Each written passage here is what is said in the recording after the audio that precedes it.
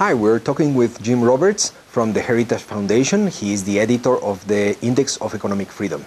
Jim, the index doesn't only measure the absence of coercion.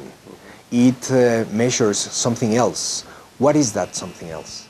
Really, access to opportunities that people can take advantage of if they have resources, if they have a good job that's based from private sector creation, if they have really hope in the future, if they have their human rights protected by a clean government that is trustworthy.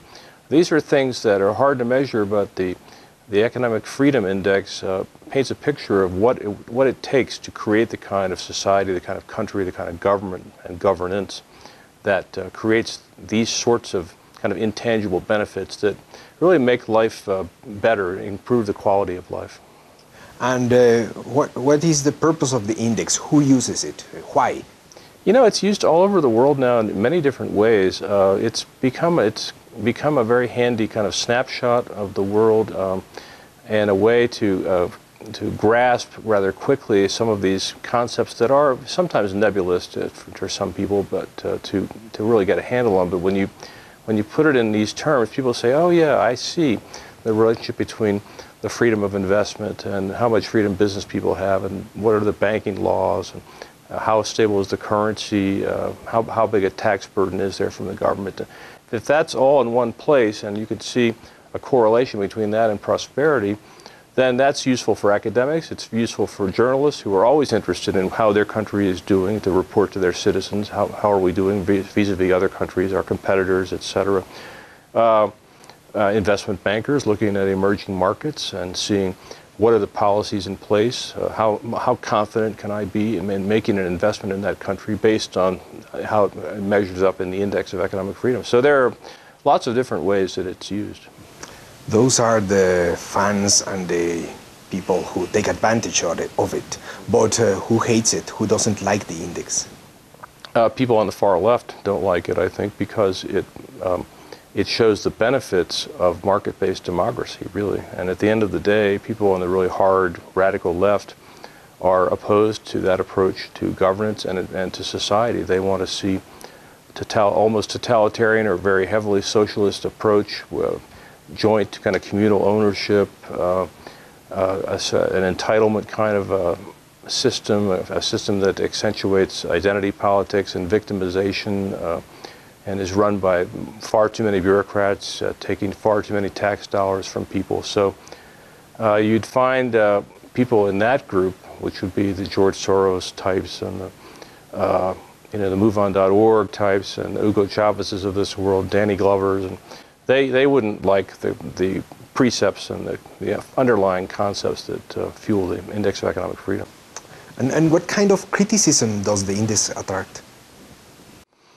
Well, you know, countries will come to us and say, well, you really didn't quite get this right, and did you consider this component or that piece of data? And then clearly, when you cover 157 countries, it's impossible to capture every single thing, and you have a data cutoff of June 30th, so things happen during a year after that we can't capture.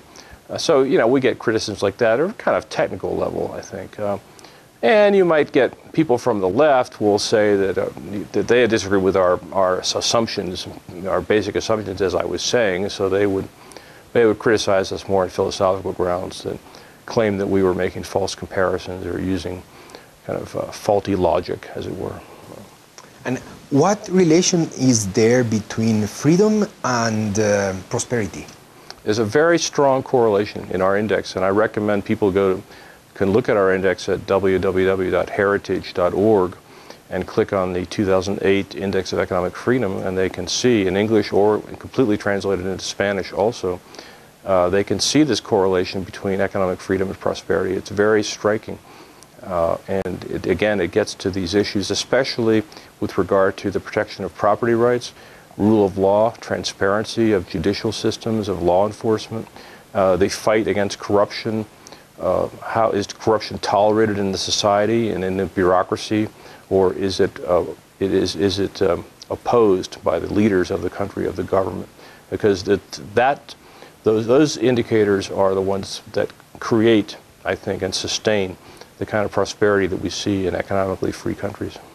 Is there a relationship between freedom and entrepreneurship? Very definitely. When you have people who feel that they can risk their money, that they can take a chance in investing themselves and the hours of their life into an effort to create a new business or a new product or invent something new, they know that the courts, if they go to get a patent, that they will have honest judges who won't be looking for payoffs, who will enforce property rights protections, for example. There's so many different areas where entrepreneurship depends on the dimensions of economic freedom that we measure. And when you have in place all of these dimensions strongly enforced and where people realize and take advantage of them, then you see the benefits that entrepreneurship creates for everyone. And finally, Jim, when you're doing the index, has something struck you or surprised you?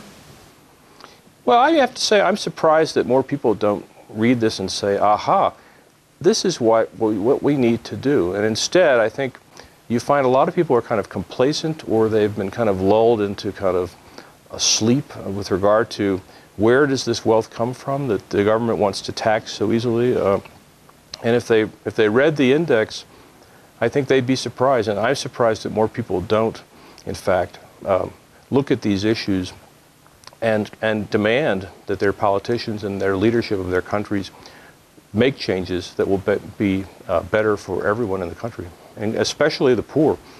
You have the poor, chronically poor, especially in Latin America, income inequality issues, and if the countries in Latin America were to take our dimensions and fully implement them, everyone would benefit, especially the poor, and the poor would benefit first, actually. So rather than a socialist, leftist, populist approach, the income redistribution by a big, swollen, bloated bureaucracy, and heavy-handed political repression of expression of political views, that could all be avoided if people would just say, these are the tried and true means to create wealth for everyone. The Soviet Union went down in flames. Cuba is a disaster, only kept afloat by Venezuelan oil money right now. Other examples of communism have come to naught. China realized that the economic model of communism was a failure in the 70s and turned from it. So Eastern Europe, obviously, too. So we hope that people will look at that, take that into consideration when they urge their politicians to take responsibility. Well, thank you for sharing with us these ideas on the Index of Economic Freedom, and thank you.